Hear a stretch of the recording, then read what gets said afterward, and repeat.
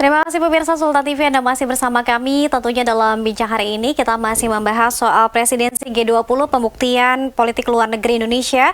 Kita juga masih ditemani oleh Mas Nanto Srianto MIS selaku pengamat hubungan internasional dari BRIN. Tadi di segmen sebelumnya kita sudah membahas begitu banyak tantangan ya Mas Nanto yang kemudian harus duduk bersama begitu ya, dari negosiasi kemudian juga diskusi berserta juga rencana-rencana ke depan yang harusnya nanti dilakukan oleh negara-negara yang tergabung pada G20 Bali ya di tahun 2022 ini. Lalu terkait dengan ancaman resesi yang kemudian juga ini menjadi salah satu isu dan juga topik yang cukup hangat untuk kemudian dibahas, bagaimana Indonesia bisa melakukan ancang-ancang. Kalau misalnya di media juga ini kita lihat ada beberapa pengamat juga menyebutkan bahwa resesi di Indonesia ini nyata tahun 2023, namun kita katanya jangan terlalu cemas karena sumber daya alam di Indonesia juga masih cukup banyak. Ya, resesi ini kan terjadi kalau kita sejarah kita tentang resesi, kita ambil umumnya tentang contoh katakanlah krisis finansial dan kemudian krisis finansial Asia tahun 97-98, krisis finansial global tahun 2008, dan kemudian pandemi yang walaupun bukan krisis ekonomi tapi jelas berdampak ke ekonomi. Ini kan bentuk-bentuknya paling tidak kita bisa, saya bukan ekonom tapi saya bisa katakan bagaimana kemudian ketegangan itu berdampak kepada kemampuan manusia sebagai makhluk ekonomi untuk bertransaksi satu sama lain. Pandemi ini jelas berdampak karena memang mengharuskan mobilitas manusia yang menjadi salah satu sumber ekonomi ini terdampak seperti itu. Artinya pariwisata, kita tahu bagaimana Bali itu terdampak seperti itu. Bagaimana kemudian ekspor impor melalui pelabuhan-pelabuhan itu jadi semakin ketat karena ada urusan karantina dan lain-lain. Dan kemudian saat ini ketika ada ketegangan di kawasan antar Ukraina dengan Rusia, itu berdampak kepada pasokan yang memang sangat urgen, yaitu krisis pangan dan krisis. Nah, kalau tadi dikatakan terkait dengan sumber daya kita, saya justru malah menekankan bagaimana kemudian resiliensi ekonomi Indonesia itu harus didasarkan pada apa? Pada umpamanya bagaimana ketahanan kawasan atau bagaimana ketahanan ekonomi domestik. Karena memang dalam catatan saya yang sudah dilakukan Kemlu umpamanya dalam salah satu policy briefnya adalah melihat KTT G20 ini kesinambungannya nanti, karena tahun depan kita menjadi keketuaan ASEAN berada di Indonesia, dan ini juga bagaimana Indonesia dengan ASEAN di tengah umpamanya dinamika kawasan yang memang kental dengan rivalitas antara kompetisi ya katakan, atau rivalitas antara Tiongkok dengan Amerika Serikat. Indonesia bisa mempertahankan sentralitas ASEAN, dan APEC itu juga masih menjadi salah satu forum ekonomi penting, dan saya rasa Indonesia tidak akan berhenti di G20. Indonesia akan terus menjalankan peran, dan seperti saya katakan tadi, salah satu isu selain tangible cooperation yang menjadi tagline dari Presiden juga adalah bagaimana Indonesia memerankan bridge builder. Bridge builder di sini bukan hanya antara blok-blok di antar anggota G20 yang memang katakanlah mungkin terbagi antara kelompok-kelompok G7 dan juga kelompok-kelompok emerging economies gabung dalam BRICS, yaitu Brazil, Rusia, India, China and South Africa, tapi juga ada negara-negara mitra dan negara-negara lain seperti Saudi Arabia, Argentina.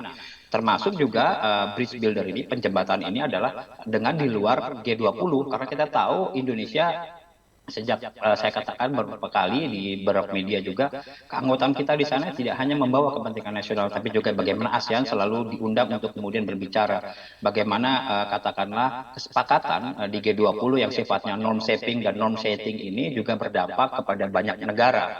Tidak hanya karena forum koordinasi ini sebenarnya sebuah terobosan ketika organisasi besar seperti WTO itu memang lebih sulit untuk kemudian mencapai keputusan-keputusan strategis. Nah, di forum yang lebih kecil harapan itu lebih tangible. Nah, di sanalah kemudian kita harus berharap bahwa di tengah tantangan dan prediksi ancaman ekonomi, kita harus kemudian bisa membuat dan menjalin kerjasama yang berbuah konkret gitu loh. Kita jangan sampai umpamanya ketegangan antara Ukraina dan Rusia ini menyulitkan negara-negara yang memang bergantung kepada dua negara tersebut terhadap pasokan pangan umpamanya. Kita juga kemudian harus membangun resiliensi pangan seperti contohnya yang konkret saja. Belakangan ada salah satu produsen makanan hilir di Indonesia yang memperkenalkan bakmi dari tepung beras. Ini kan sebuah terobosan-terobosan yang kemudian juga harus dipikirkan bagaimana ketergantungan terhadap salah satu sumber pangan ini sangat-sangat berbahaya, artinya membentuk kerawanan tersendiri. Ini yang kemudian harus dibangun, dan artinya Indonesia juga harus mendorong upaya ketahanan pangan yang tidak katakanlah membuat deadlock di tengah ada keguncangan keamanan seperti ini. Itu yang mungkin saya bisa analisa, Mbak. Ya, baik. Tadi juga sudah disebutkan di segmen sebelumnya kalau terkait dengan pengamanan untuk kemudian penyelenggaraan G20 ini sudah sangat baik ya, karena memang dirancang dan juga di rentetan persiapannya juga sudah cukup panjang dilakukan oleh Indonesia. Lalu kalau kita bicara soal tingkat keberhasilan presidensi G20 di Indonesia, Mas Nanto, apa yang kemudian bisa kita lihat ketika misalnya kita mengklaim bahwa G20 di Indonesia ini berhasil? Oke, nah ini menarik kita bicara indikator apa. Saya rasa selama ini orang terpaku pada kehadiran pemimpin yang kemudian menghadiri G20 di Bali. Itu tidak salah dan itu penting, namun juga yang harus kita sampaikan selanjutnya adalah selain bahwa agenda besar kita tentang bangkit bersama ini itu tercapai, bagaimana kemudian ekonomi kedepannya itu bisa juga melibatkan negara-negara, karena negara-negara lain seperti bagaimana suara-suara negara-negara di Afrika itu menjadi lebih bisa juga dimasukkan di konferensi ini, bagaimana juga kemudian pola-pola kerjasama tentang energi terbarukan ini kemudian menjadi forum bersama. Dan kita tahu pandemi ini belum selesai, dan kita tahu ketika pandemi ini ketimpangan dan ketahanan nasional masing-masing negara itu diuji dengan kemampuan produksi vaksin dan kemudian distribusi vaksin, alat-alat kesehatan, dan kemudian infrastruktur kesehatan. Kita juga melihat itu di Indonesia sendiri, kita juga berjuang keras untuk bisa menanggulangi pandemi. Banyak negara masih terus berjuang, dan di sini saya rasa kerjasama untuk kemudian membuat pandemi ini segera tuntas yang konkret tentu saja itu menjadi salah satu acuan, karena kita tahu bahkan sejumlah negara ini mulai wanti-wanti lagi dengan adanya katakanlah gelombang keempat COVID. Artinya bagaimana di tengah pandemi kita tetap bisa aware, kemudian bahasa yang sempat kita dengar di tengah tahun bahkan di awal tahun tentang normal ini bisa kemudian menjadi norma terbarukan yang kemudian bisa diadaptasi, karena memang kita harus sudah beradaptasi menganggap COVID itu ada di antara kita tanpa kemudian menjadikan COVID ini kendala untuk kemudian creating values melalui transaksi ekonomi seperti itu. Baik. Selain mungkin tantangan tadi indikator salah satunya adalah COVID-19. Nah, ketika misalnya awal-awal nih, Mas Nanto, kalau kita flashback konflik Rusia-Ukraina, kemudian juga presidensi G20 yang harusnya dilakukan di Indonesia, ini kemudian katanya Indonesia diharapkan bisa menjadi penengah begitu ya, mediator antara Rusia dan juga Ukraina. Kalau sekarang Presiden Putin tidak hadir, apakah mimpi tersebut pupus begitu saja atau masih ada harapan? Ya, buat saya yang perlu juga diletakkan secara proporsional dalam agenda G20 ini, bahwa kanan itu memang tempatnya bukan di G20. Walaupun kita tidak mengatakan G20 tidak akan menyentuh persoalan keamanan, karena bagaimanapun ekonomi dan keamanan itu adalah dua sisi dari sebuah mata uang yang sama. Kita tidak akan bisa bertransaksi ekonomi jika katakanlah tidak aman. Secara sederhana, kita tidak mungkin datang ke sebuah pasar yang memang secara katakanlah buat kita tidak nyaman, bahkan mungkin sederhananya pasar tradisional umpamanya banyak copetnya, becek, dan lain-lain. Artinya persoalan kenyamanan dan keamanan ini menjadi semacam landasan utama dalam bertransaksi. Bagaimana umpamanya di tengah berkecamuk perang, kita tahu Ukraina jelas terdampak produksi gandumnya, dan itu berdampak banyak hal. Jadi kembali ke pertanyaan apa yang diharapkan dari G20, bagaimana kedua negara ini bisa maksimal mungkin menjaga stabilitas ekonomi global, meskipun kita tahu bahwa forum G20 ini bisa memberikan ruang kemudian banyak negara dalam di sisi-sisi G20 untuk menjalin pertemuan bilateral yang kemudian memberi lagi ruang untuk kemudian ke depannya ada semacam hal-hal yang lebih konkret di luar konteks G20, tapi kita memberikan landasan itu. Makanya seperti saya katakan tadi, kenapa saya menyebut mulai dari konferensi Bandung, kita menyebut Bogor sebagai sebelum ada KTT OPEC gitu. Dalam KTT OPEC, saya melihat Indonesia memang mempunyai catatan sejarah.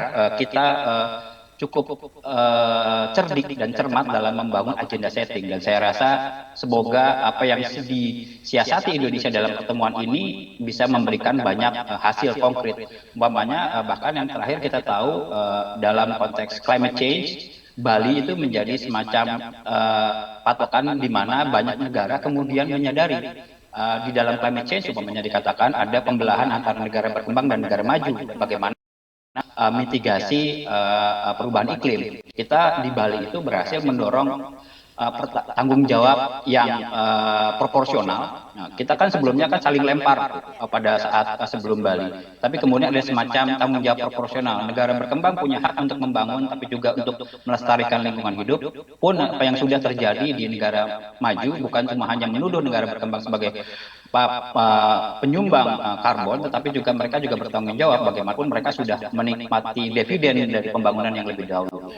Saya harap di dalam KTT G20 ini semangat katakanlah tanggung jawab proporsional itu bisa kemudian diusung dan disiasati sehingga banyak negara dengan legowo untuk berkontribusi dalam artinya pembentukan barang publik atau public goods atau collective action ke depannya. Karena memang forum G20 ini, kita tahu anggota G20 ini dipilih karena secara proporsional mereka, saya katakan tadi, nodal dari ekonomi global. Tiap-tiap datang dan diundang dalam keanggotaan G20 ini memiliki posisi penting dalam ekonomi global. Seperti itu. Baik Mas Nanto, ini sangat menarik ya kalau kita bisa tarik juga bahwa Indonesia juga punya nilai-nilai yang juga cukup baik ya, kemudian untuk ditularkan ke grup negara-negara G20 tentang misalnya tadi ada pesan menjadi negara yang legowo, kemudian juga memberikan tanggung jawab yang cukup proporsional. Baik Mas Nanto, kita masih ada satu segmen terakhir, nanti kita akan lihat beberapa pertanyaan Mas yang sudah ikut serta di kanal YouTube dan juga streaming ya Sultan TV. Tetap bersama kami pemirsa dalam Bincang hari ini.